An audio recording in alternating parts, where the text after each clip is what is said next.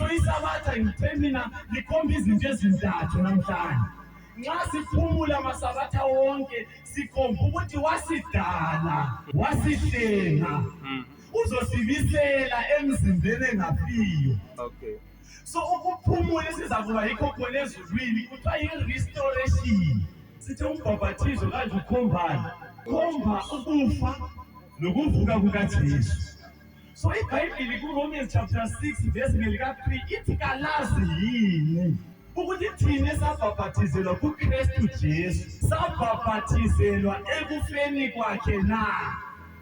So nxa sibhabhathizwa thina sizibala kanye noJesu ekufeni lokuvuka kwakhe. Siyavuma ukuthi leya nkonzo wayiyenzela thina sasikuye eyenza.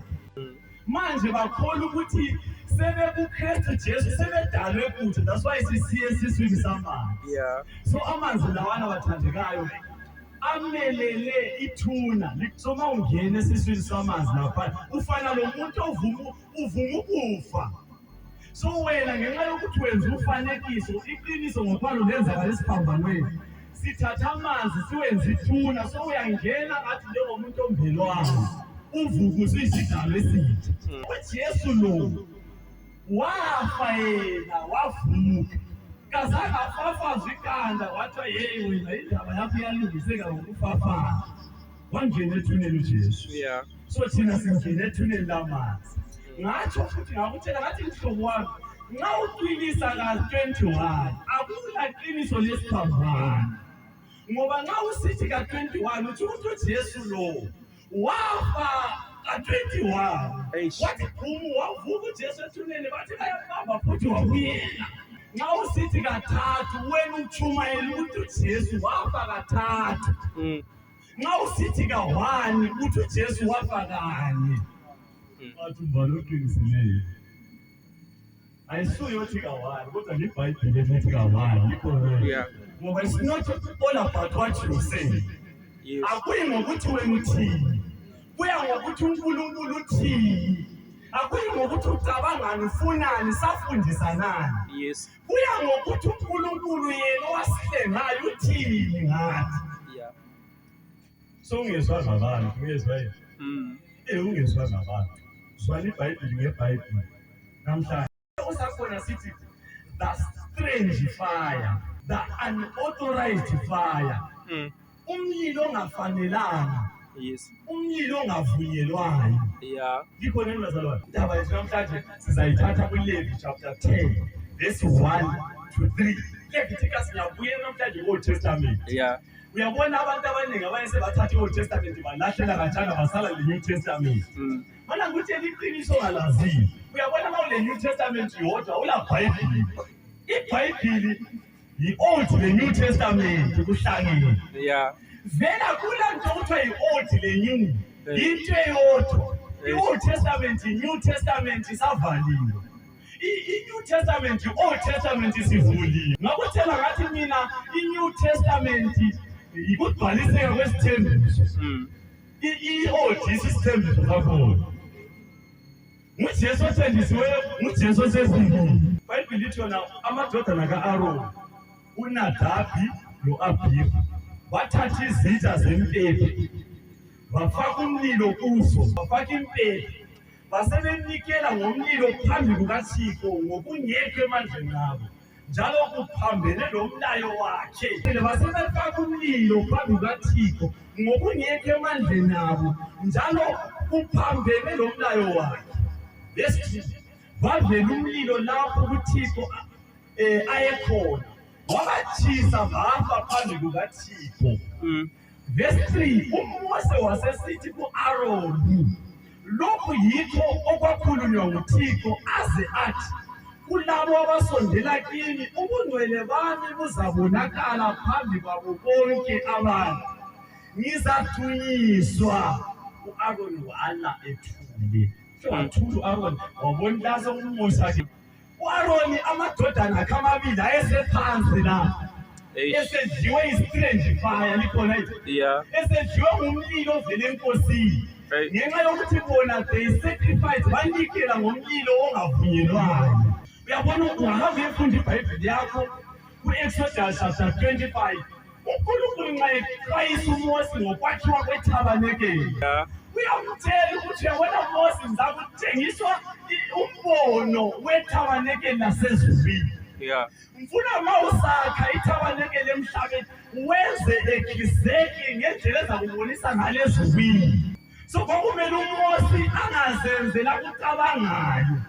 Uyabona indaba zeBhayibheli bathandekayo, kasenze sikucabangayo, kasenze sibona ngathi yikho, kodwa uNkulunkulu nguye obuya neplan.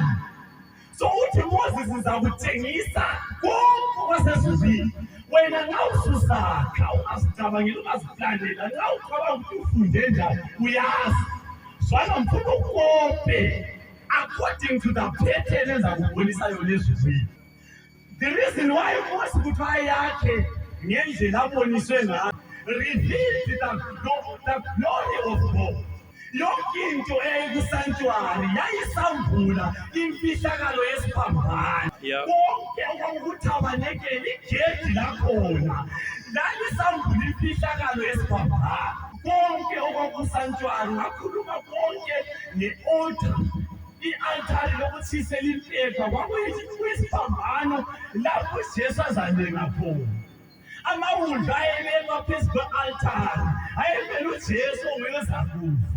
Igazi elalikhafazelwa kumjabu yesantuari ayemele igazi likaJesu. Isinkwa esasikusantuari sasimele uJesu, isinkwa sokuphila.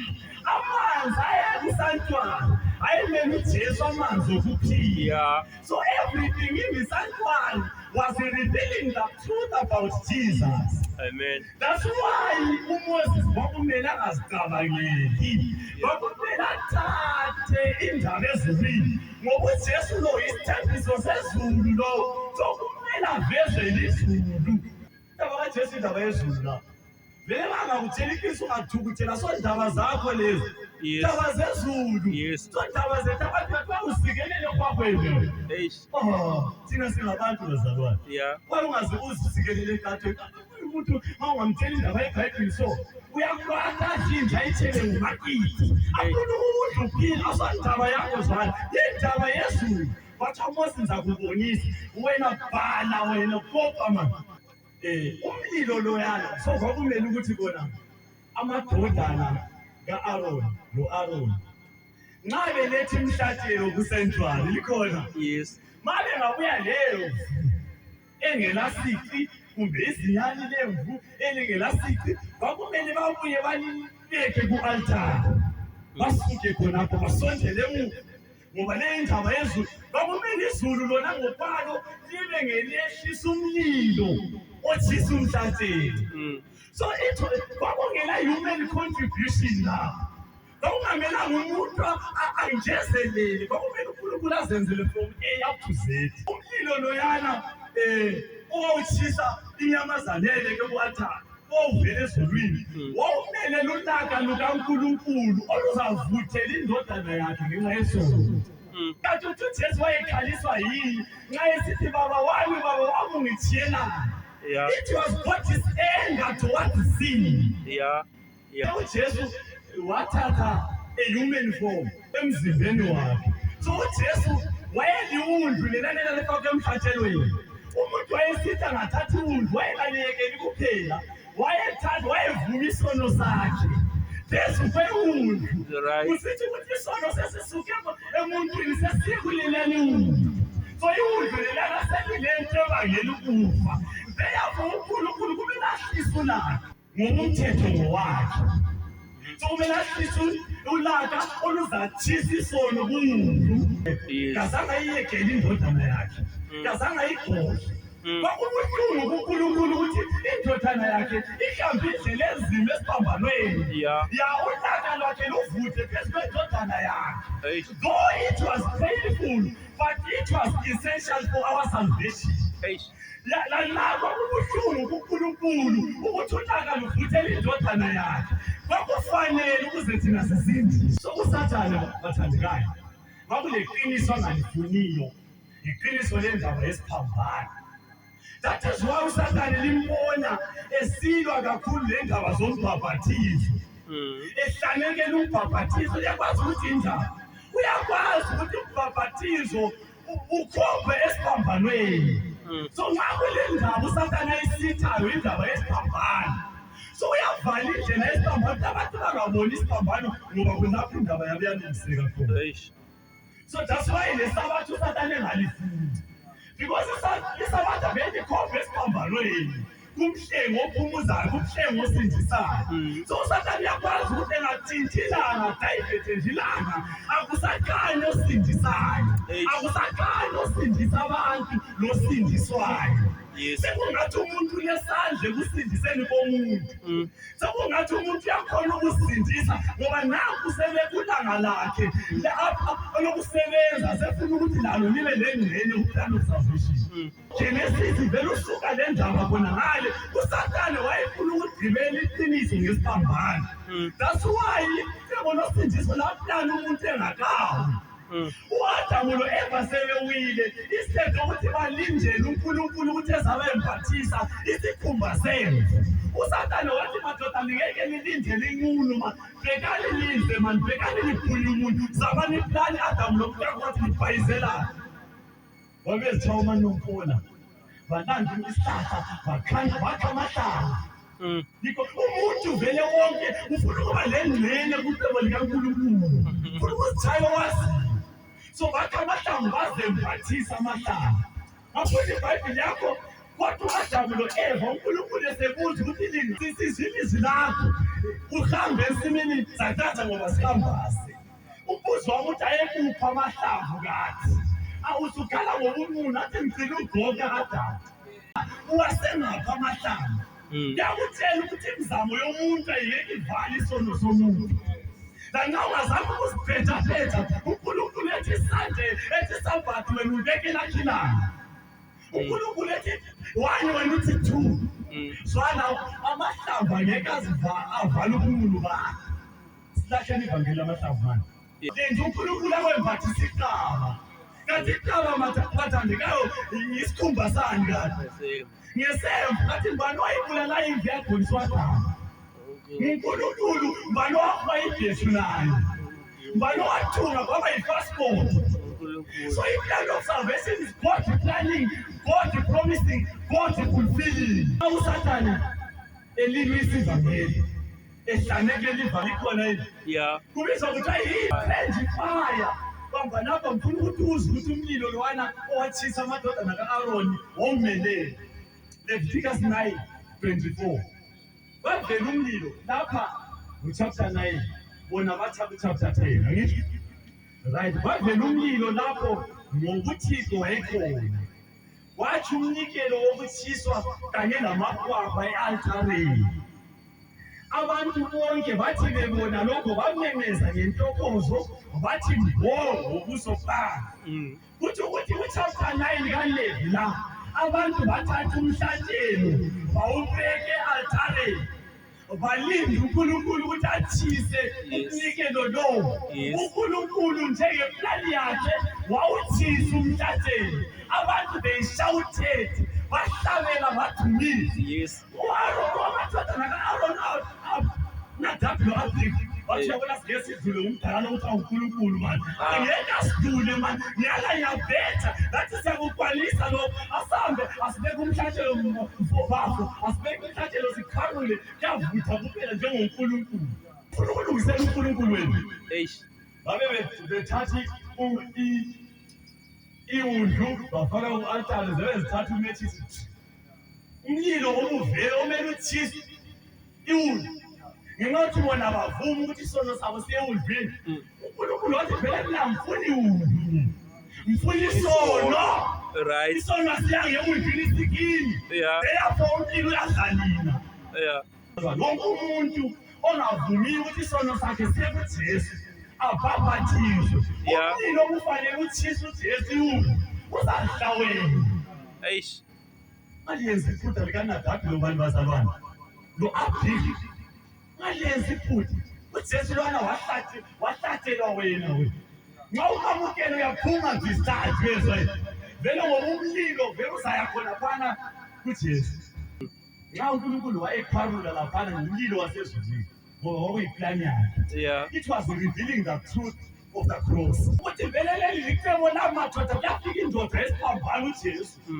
Uzalenga laphana umufazi akufa isikho kwakhe. Ngokwabantu abaphila emhlabeni bonke abavuma leya nkonzo bazaphuma dithatha. Wayehlela phezu kukaJesu. It was poured upon Christ. uNkulunkulu into ayi-athakhayo esiphambanweni kaso Jesu lo uNkulunkulu wakhe likhona wa-athakha ubuntu bethu kuJesu. So isono esarajwayo esiphambanweni isono sami nesakho. Yes. That's why umuntu engaphika inkonzo yesiphambano uthi lingambali mina lingambali ngiyazifela mina esami. That's why abantu bezalana ngoba bephika uJesu. Nxa uphika inkonzo leya yikulahla kwakho ngoba abantu bonke basindiseka ngenxa yokwamukela uJesu obethelweni. So isono lesana, it was not consumed in us, but it was consumed in Christ. Kithi izoyambulwa uJesu ebuya ngokwesibili ukuthi wasenzelani. When faith is undesigned, now we are living by faith. Siphila ngokukholwa, but one day ukukholwa sizakubona. Sizabona esinjani esikukholwayo. Bamba la. Why uNkulunkulu wabhubhisa amadodana kaNadabi kaAroni noNadabi lo-Abhihu? Leviticus chapter 10 verse 9.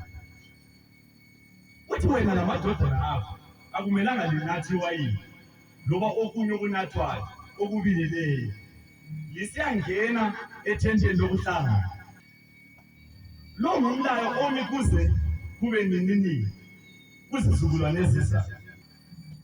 uSathane wabethungamela amadodana kaAroni wabesiyanatha utshwala. Abantu abaningi bahamba bedakiwe ematshetshi lapha. Bahamba besiya njani? Besiyanatha bengakayi ematshetshi. Bahambe besithi hayi sengile vayini. uSathane wathi sebenjalo bengasekho sofa wabathatha uAroni amadodana kaAroni wathi zwanini la ukulisebenzisa ukuhlanyekela indawo esiphambana. Kuze kube namhlanje abantu bayakhulumisa ivangeli. Ngifuna uhambe la amadoda lawa nxa esenathile uSathane wabasebenzisa ukuhlanyekela ivangeli esiphambana. So uNkulunkulu was warning uIsrayeli ukuthi you cannot tamper with the gospel. Yebo udlalela evangelini uphumelele. Likhona libazalwane. That was the warning kuIsrayeli bathola. Dlalelani emantini likhona yini. Nxa usize endaweni yevangeli wadlalela ikhona. So uNkulunkulu wabatshela ukuthi nxa ungayenza njalo, nxa ungahlanyekela ivangeli, you will receive the wrath of God without mercy. Uzaqondana lolaka lukaNkulunkulu lungahlangananga lomusa. Yamazi ingilosi yesithathu kuRevelation. Leyazi ithi kwakukhona okhozisile lo mfanekiso waso ubeke uphawu emangcwele ebunzini kumbe esandleni. Laye uza kunatha ulaka lukaNkulunkulu lungaxutshaniswanga lomusa. Wayesitsho njalo ngabantu abaphika ingilosi yokuqala leyesibili. uNkulunkulu ingilosi yokuqala ithi mesabeni uNkulunkulu limkhosi yena owadala izulu lomhlaba lolwandle nemithombo yamanzi. Yayibona indawo yesabatha la. Kuyini lokuveza ukuthi sadala sizikhonza uNkulunkulu wadalayo. Isabatha ngoba wathi esedalile waphumula. Kuthiwa isikhathi sokuthonisika sabo ngesesifikile. Mawungalaleli iqiniso ingilosi yesithathu yalandela. Ithi uzakunatha iwayini lolaka lukaNkulunkulu lingaqhitshaniswanga lomusa. Akuqali kuRevelation. Indaba yavezwa ku-Old Testament. Mangithi the strange fire in the New Testament. Galatians chapter 1 verse 6 to 9.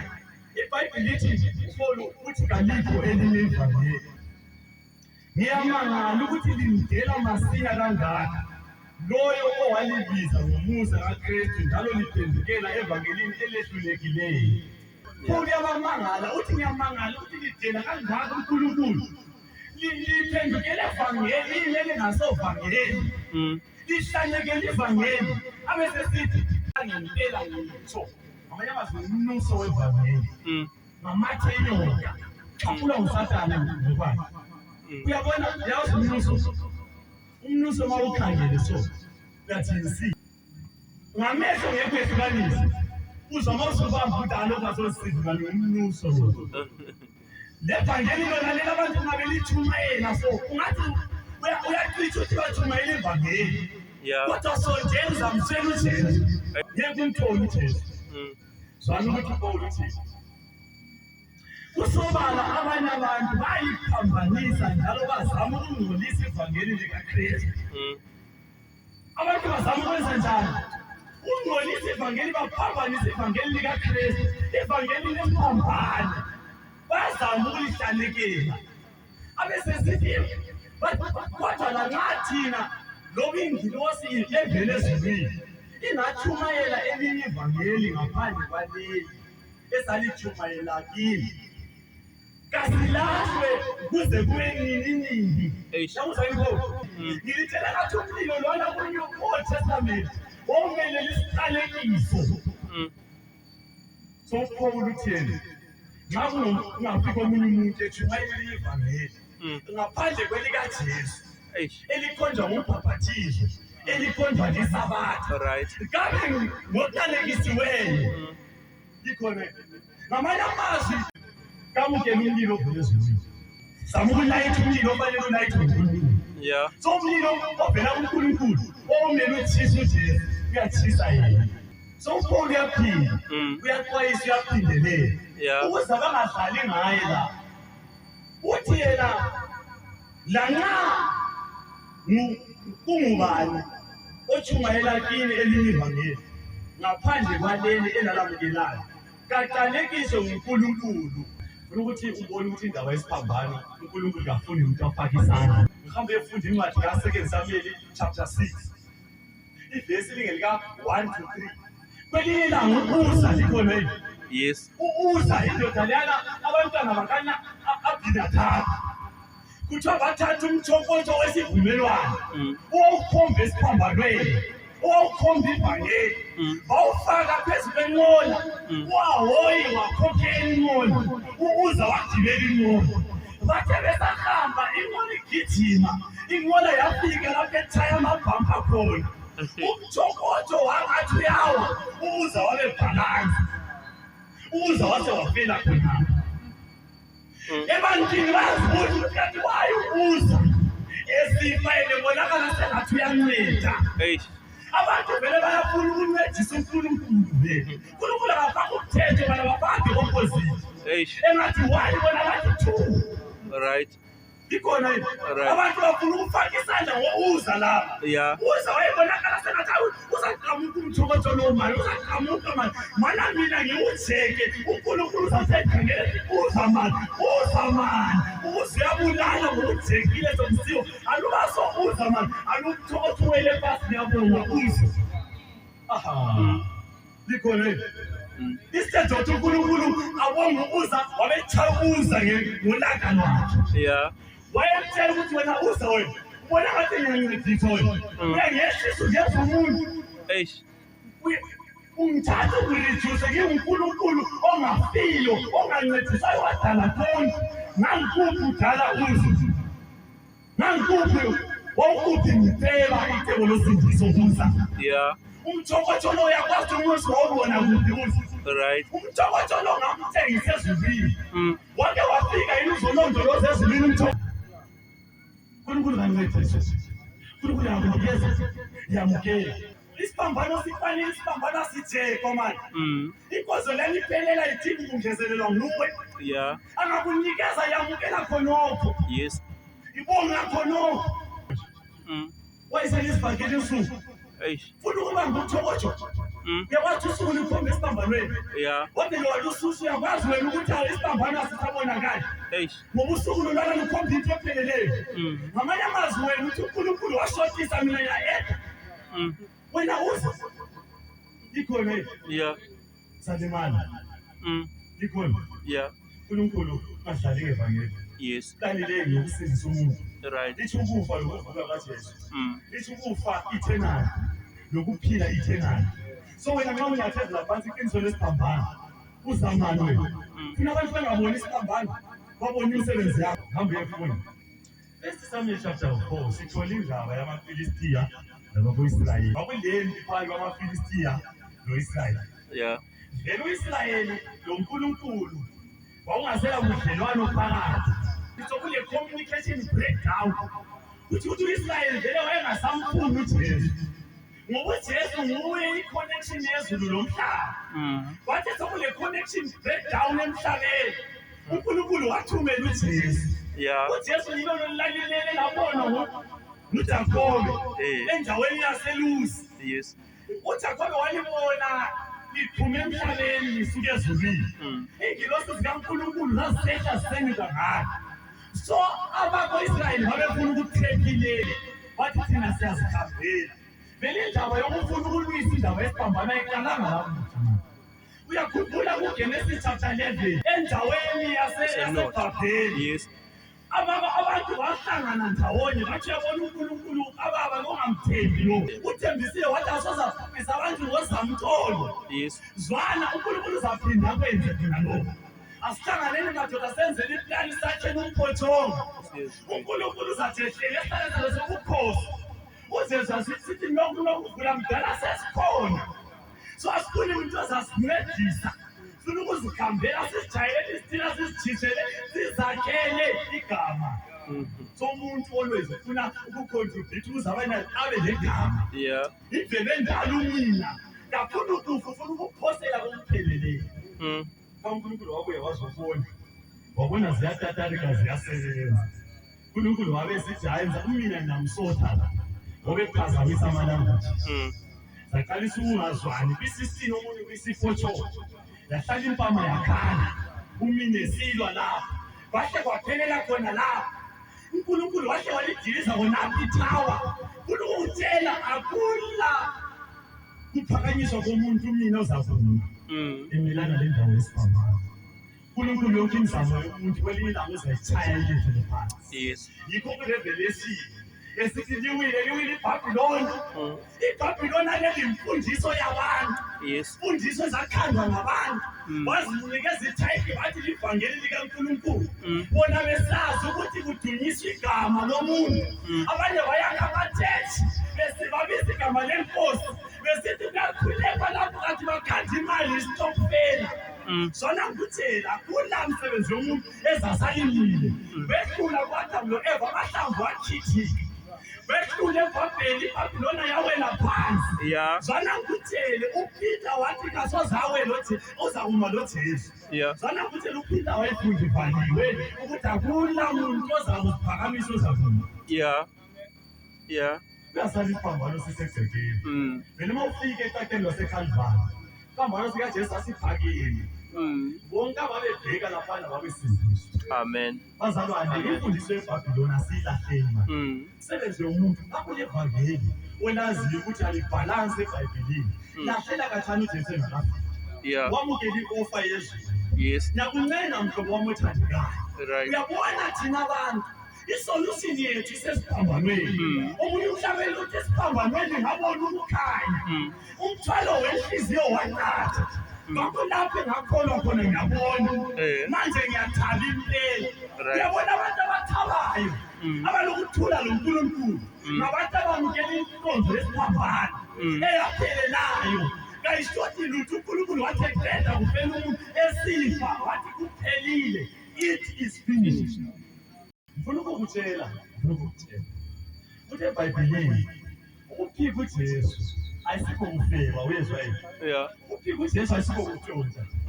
Ukuphika uJesu ayisikho ukuthuka abantu. Lezo izithelo zokuphika uJesu. Vele uSathane kawulanga lo mfazi umuntu. Kathotshelanga muntu igolide lezulu likwanile namhlanje. Sathane kathotshelanga muntu. uSathane waziphakamisa. Wafuna ukudivert ethebeni lezulu. iBhayibheli izamtshela ukuthi kwaba khona uNkulunkulu ezulwini waxotsha ezulwini. Isizathu kwaba umina ukufuna ukufaka kulokhu uNkulunkulu amqedileyo. Yikho so wena mawubona ungakhani ungena ichechi kodwa uhlalekela lokho ukukhombisa isiphambano. Ungasuthiseki. vele yikho khona lapho kunendaba khona ngoba kumele kubonakale isiphambano zwana la amaFilistiya athe saravana bechayana no-Israyeli u-Israyeli wathanda ngokunqoba ka-Israyeli kwakuyimi kuNkulunkulu kuthiwa babaleka u-Israyeli bahamba bathuma umuntu wayalanda umthokotho umthokotho wesivumelwano babekwazi u-Israyeli ukuthi ukhombe esiphambanweni okokulaphana umthokotho wesivumelwano kwakuyisinkwa inqayi yemandla eyikhomba ukuthi emthokothweni kwakulemesisithi eyikhomba ukuthi kwakulemthetheli 10 ekhomba ijustice so bahamba bayalanda bathi uyabona amaFilistiya nxa sesilomthokotho lina yini lithayiwe kubeni kuthiwa khona bathi beletha umthokotho wahlabela lapha kwaba nomsindo amaFilistiya yezwa ukuthi u-Israyeli manje usekuthokoza manje wasebesithi kwenzakalani ekhempini yako-Israyeli thina sibathaye kangaka wasebesizwa kuthiwa umthokotho wesivumelwano usukhona wasebesithi maye sisenkingeni madoda ngoba uyabona ngathi ubelela libhokisi lithi inkazimulo kaNkulunkulu ngenxa yokuthi u-Israyeli babethatha ibhokisi lingekho enhliziyweni zabo bengakholwa ukuthi yona ibhokisi bengakholwa esiphambanweni esikhonjwa libhokisi amaFilistiya abarabha futhi bathatha ibhokisi lona lelo bahamba lalo uyazibuza ukuthi osingabamba leya bhokisi ungasomKristu wawusisa kodwa labana balithatha bangaba uyabona nxa kulabantu abasezizini abantu ababiza igama lenkosi behlanekela ivangeli thinta ibhokisi njengokuza upholo uhlanekela isiphambano yakho umuntu ongakholwayo the reason why bangafi ukuthi uNkulunkulu wazibekezelela insuku zokungazi amen so ungabamba ibhokisi namhlanje hlanekela umbhabhathizo namhlanje hlanekela isabatha namhlanje hlanekela iphasika zonke izinto zikhombe esiphambanweni ufuna ukukutshela ukuthi zwana kulosuku oluzayo lapho uzathinta ungathinta khona ikona bathe bethatha ibhokisi bahamba ilizwi labe lisukuma umfana wakulaba amadodana ka-Aroni ayi-2 nathi uHofini noFiniyasi so isithunywa sahle savulala ngesipidi safika sathola u-Eli uhleli umdala phezu kwesitulo uKristu osebhubhile wathi embone thuthi iBhayibheli izakutshela ukuthi u-Eli was worried not about his son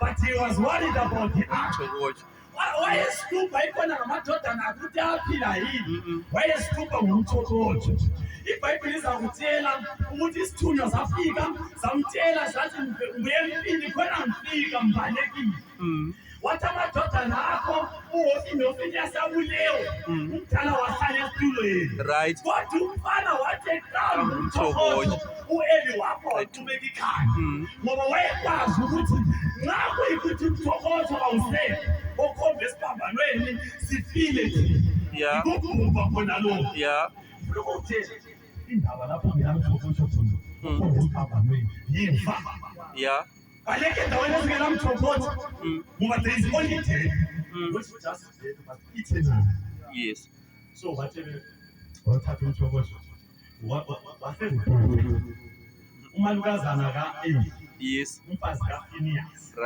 wayekhulelwe isezifanyana imanzi uthe esizwa kuthiwa khona indoda yakhe ifile kazange abe nendaba uthe esizwa kuthiwa lobaba omdala ufile kazange abe nendaba kodwa kwenene ukuqanjwa umthokotho wahle wahelela wabeletha wathi indodana yakhe ngu-Ikhabhodi okusho ukuthi the glorious departed yeyizwa yini indaba labo bathathu zwana ngikuthele lapho kungelamthokotho ithi Ikhabhodi the glorious departed lapho kuhlanekela ivangeli kumbe kukukhohlwa lusuku the glorious departed lapho kuhlanekele umbhabhathizo okukhonjwe esiphambanweni the glorious departed ithi Ikhabhodi vele umhlaba lokulalevangeli asozenkulumo wasekelwa phezulu kaJesu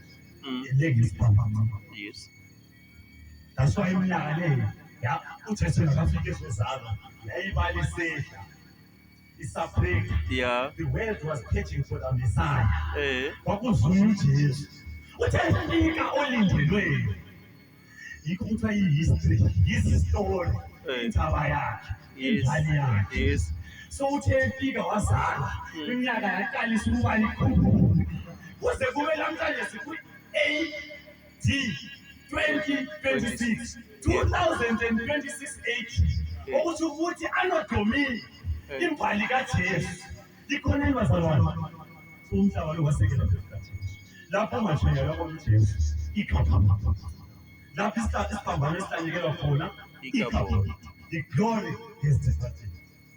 Sengibiza umuso wami, sengibuza ini, sengihamba. Bathandekayo, Jesu sengimshumayela, uJesu sengithanda ebethelwe esiphambanweni osindisayo, owathwala isiphambano. Likhona lapho indaba yethu yalungiseka khona. The cross is the only place that God demonstrates his agape love, the unconditional love of God. Isiphambanweni lapho uNkulunkulu ayabonisa i-character yakhe eluthando, i-agape. Likhona yini? So nxa ufuna ukusitha esiphambanweni ukhona uNkulunkulu ngomunye. Likhona.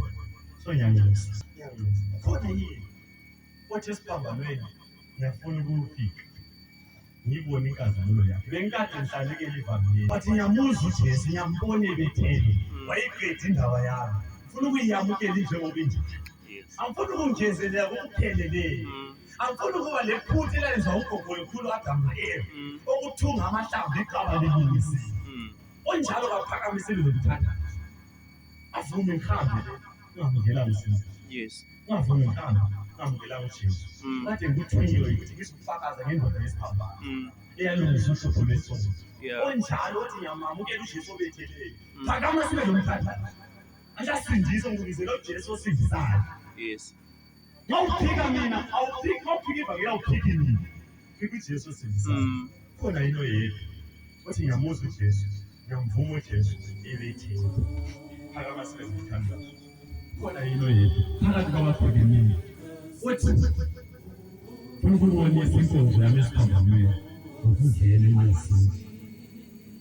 Khona yini enjalo? Ngimkhombe ngokuqinisa kawani ukuthi wami indaba yami eqinisekile.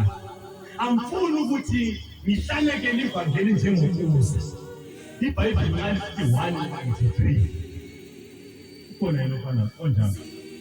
Ukhona yini enjalo? Ngasiyani isandla le. Ngasiyani isandla le. Khona yini omunye? Khona yini omunye? Uthi ngiyayibona inkonzo liyana yahlathi uJesu wahlatshelwa mina. Ngiyamvuma uJesu. Abantu bekhangele kulayithiwe, angilamahloni loJesu wami. Phamisa isandla sizomthenga. Phamisa isandla sizomthenga. Khona yini omunye? Ungivalela phandle nje senjalo. Bathi ngifuna ukuchiya abantu ngaphansi kwesiphambano, ngoba ngaphansi kwesiphambano kwakufiwa. Wafiwa kuJesu phezu kwesiphambano. So akuya sisatha ukufika esiphambanweni ngaphandle, ngoba indaba yethu yalungiseka phezulu esiphambanweni. Khona yini? Khona yini othi mina ngisafuna ukuyizwisisa indaba yesiphambano leyo, ngibe le Bible study kusasa lilanga lami lokugcina ngiphumayela ngihamba, othi ngifuna ungivakashele uzongichasisela kahle ukuthi ngasindise kanjani. Khona yini njalo ufuna iBible study uthi kuyamfana ungivakashele. Phamisa isandla. Phamisa isandla. Siyabonga.